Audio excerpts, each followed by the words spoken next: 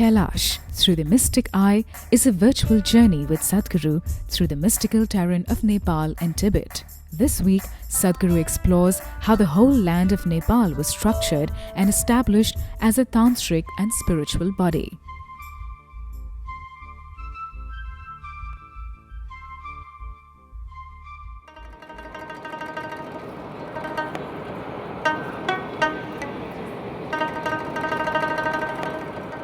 There is an interesting story about how Nepal got its name.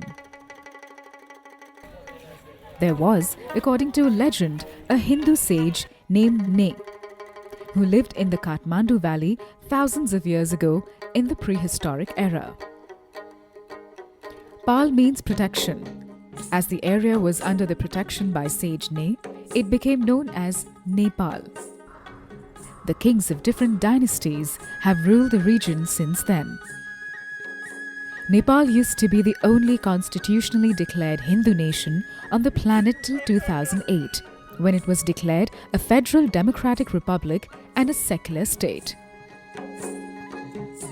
The country's rugged terrain is made up of peaks and valleys. The world's 10 tallest mountains, including Mount Everest, the highest point on the planet, are all a part of Nepal. Over 240 peaks tower at over 20,000 feet above sea level, and the plains are fertile and humid, making them suitable for agriculture.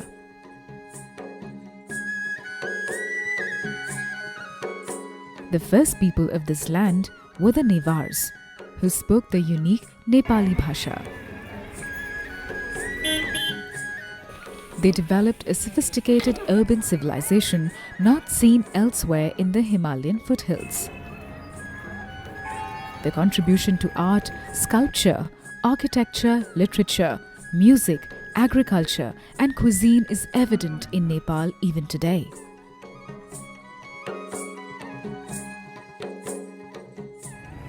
However, mass migration into Nepal has resulted in the Newars making up just 5% of the population in their own homeland, and their rich language and culture is rapidly becoming extinct. In Nepal today, 81% of the population is Hindu.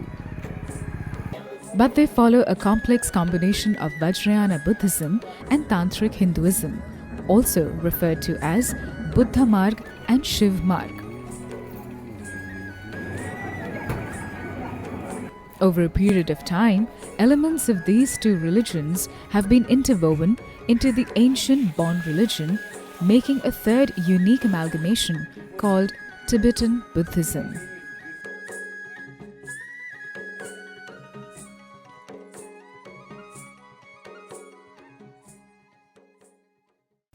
Large parts of India was like this at one time, that the whole geography of the place was created like a living body.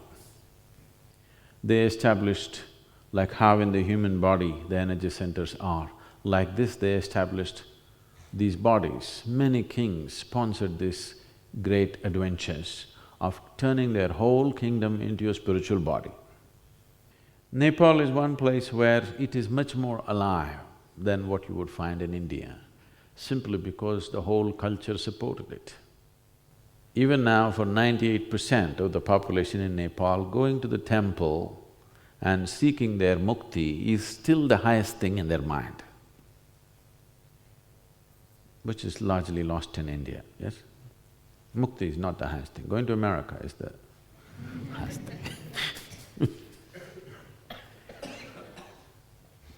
So, when the very psychology of a civilization was completely geared towards ultimate liberation, these things could be done, but the very geography could be converted into a living spiritual body.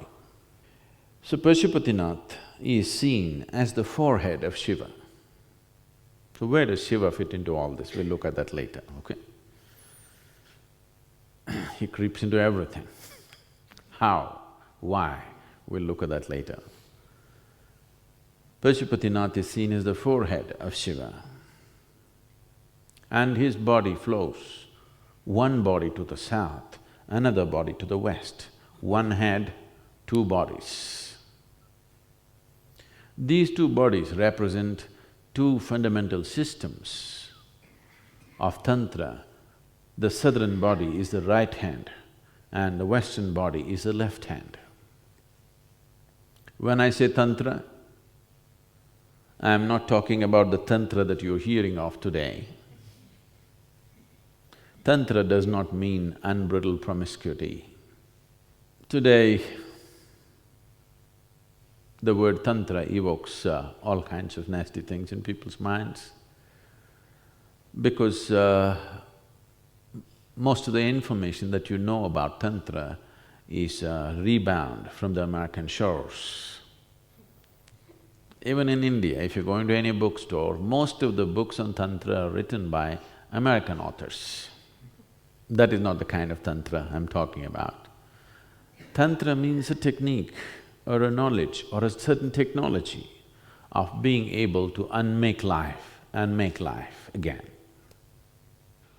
Those of you who come from India and maybe you have spent little time to look at the calendar art in India, you would have seen that sometimes there is a yogi or sometimes a woman who has taken off her head or his head, placed it in their hand and walking. Have you seen this picture?